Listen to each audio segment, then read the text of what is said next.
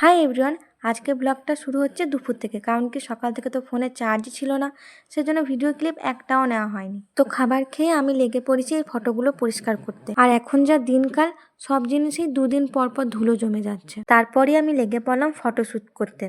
আর এটা হচ্ছে আমার মডেল, তাই ভাবলাম যতক্ষণ আমি ফটোশ্যুট করবো ততক্ষণ মেশিনটাকেও একটু তেল দিয়ে আরাম দেওয়া যাক। আমি আবার দেখছি মা এগুলোকে আবার রোদে দিয়ে গেল।